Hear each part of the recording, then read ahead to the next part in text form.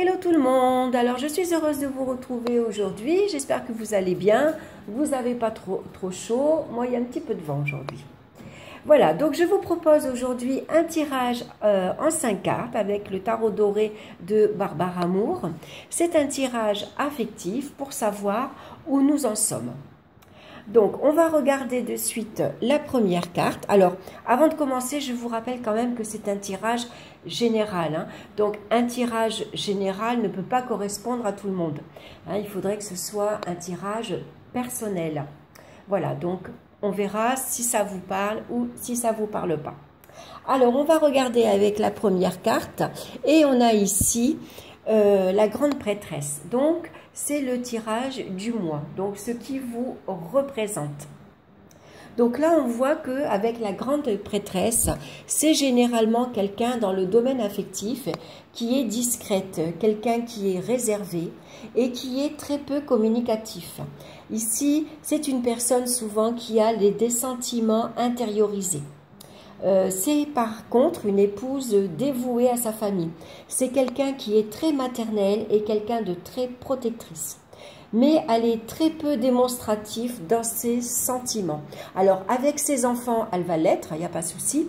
Mais par rapport au conjoint, c'est pas quelqu'un qui va être toujours en train de câliner, de prendre la personne dans ses bras, de faire des petits bisous. Et puis encore moins démonstratif quand il y a du monde. Hein, c'est pas quelqu'un de très exubérante, on va dire. C'est quelqu'un qui peut aimer la routine. C'est quelqu'un qui aime bien avoir des habitudes de vie. C'est une personne généralement qui cache aussi ce qu'elle pense vraiment. Hein, c'est pas quelqu'un qui est très franc. Elle va pas dire très franchement ce qu'elle pense. Elle peut se montrer même parfois, des fois, hypocrite. En tout cas, ici, c'est une personne qui protège sa vie privée. Et puis, voilà, c'est quelqu'un de très intuitif. Donc, elle peut passer du temps à observer sa vie affective, sa vie sentimentale. Elle va observer, analyser. Elle peut y avoir des périodes d'introspection pour savoir où elle en est. Mais après, c'est une personne qui aime, qui se complaît dans sa vie de tous les jours, même si c'est pas toujours le grand amour, c'est pas toujours mirobolant, mais il y a des habitudes de vie qui sont prises, il y a une routine qui s'est installée, et puis on est très attaché malgré tout à sa vie de famille. Hein. D'ailleurs, on protège beaucoup sa vie privée. Hein, on est très dévoué donc à son mari malgré tout et à ses enfants. Alors, le conjoint, lui maintenant, qui est en face. Alors, lui, il est représenté par le 10 de bâton. Donc, lui, le 10 de bâton, la personne, elle en a plein le dos. Elle se sent épuisée. Le fardeau est beaucoup trop lourd à porter. Il y a trop d'obligations et de contraintes. Les non-dits deviennent usants. Justement, le fait que la personne en face d'elle n'est pas assez démonstrative, c'est fatigant. Alors, c'est une personne qui fait beaucoup d'efforts, qui a fait beaucoup d'efforts. Donc, c'est quelqu'un qui va s'investir énormément, qui va offrir des fleurs, qui va être là dans les aides quotidiens, qui va aller chercher les enfants à l'école, qui va mettre la table, quelqu'un qui va faire en sorte... comment dire, justement, lui, c'est cette personne qui n'aime pas la routine. Donc, il va apporter un petit peu de gaieté. Tiens, ce soir, on organise un pique-nique. Ce soir, demain, il y a un tel qui vient manger ou on sort. Voilà. Sauf que là, face à ces efforts, il n'y a pas de résultat. Même si c'est toujours elle qui vient vers l'autre. C'est toujours elle qui vient embrasser, qui vient... comment dire, enlacer la personne, tu es belle ou tu es beau aujourd'hui, j'aime bien comme tu t'es habillée, tu es bien coiffée, voilà. La personne, elle en a marre parce qu'elle est toujours en train de faire beaucoup d'efforts et puis les résultats face à elle ne sont pas là. Donc, il y a un fardeau émotionnel à force de prendre sur soi. Donc la relation, là, elle devient vraiment pesante. Et on a envie et besoin parfois de vider son sac. Donc on va regarder ici la troisième carte, où nous en sommes. Donc on a le roi de coupe. Alors où nous en sommes? Eh bien ici, tous les deux, on maîtrise ses émotions. On ne se laisse pas submerger par elles. Hein. Ce n'est pas les émotions qui nous dominent. Ici, on fait preuve de sang-froid. On mesure toujours ses réactions. On ne se laisse pas aller.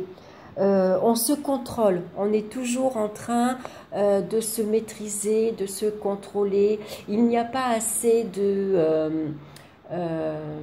comment dire... je ne vais pas trouver le mot, c'est pas de l'impulsivité, il n'y a pas d'élan.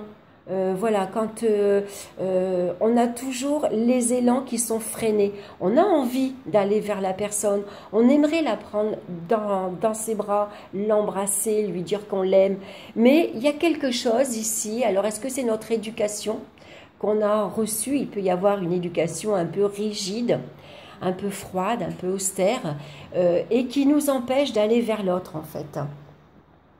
Donc voilà, ici il y a très peu de marques d'affection. C'est pas l'envie qui manque, mais on n'arrive pas à être spontané. Voilà, il n'y a pas d'élan spontané.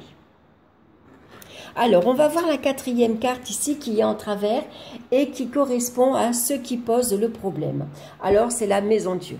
Donc ici, c'est les conflits, c'est les disputes, c'est une relation orageuse. Ici, ce qui peut poser problème, c'est le caractère volcanique, emporté, voire colérique, d'un des deux partenaires. Donc ici, il y a des événements donc déstabilisants qui viennent ici déstabiliser l'équilibre. Hein. Il y a des événements inattendus, imprévus, il y a toujours un souci, un problème, on n'est jamais content, ça va jamais, tout nous énerve, voilà. Donc l'équilibre, les bases, elles ne sont pas stables, hein, les bases ne sont pas solides. Alors ici, ça peut parler de couple au bord du gouffre. Hein. Il y a trop de disputes et c'est des disputes orageuses, hein. Ça crie, ça claque les portes. Et voilà, donc on parle ici de rupture amoureuse. Alors, on va regarder la cinquième carte qui est la clé pour l'avenir. On retrouve le 7 de Pentacles. Donc ici, on va faire le bilan. On fait le point. On observe. On va étudier ce qui se passe. On va étudier notre relation. On va se mettre en stand-by et puis on va laisser faire et on verra les choses, comment elles se déroulent. Ici, on attend le bon moment pour agir, hein, pour dire écoute, stop, on arrête, ça va plus. Voilà. On attend de voir comment la situation va évoluer. On est patient, on se montre patient. L'un comme l'autre, on étudie la situation. Et puis on verra plus tard si les efforts ont payé. Donc ici, on est patient, on est prêt à faire des efforts, on est prêt à se montrer indulgent, compréhensif, à être attentif. Et puis, on verra dans le temps si les efforts ont été productifs, si ça en valait la peine ou pas. Voilà pour vous, mes chers amis. Voilà pour ce tirage affectif où nous en sommes. Donc, n'hésitez pas à me laisser vos commentaires. Hein. Comme ça, moi, ça me permet de voir, d'avancer et puis, voilà, de voir mon tirage s'il a parlé à beaucoup d'entre vous. Et puis, n'hésitez pas non plus à vous abonner si ce n'est pas encore fait, partagez la vidéo aussi et puis likez. Voilà, moi, je vous souhaite une très belle journée et puis je vous retrouve très bientôt pour une nouvelle vidéo. Bye bye!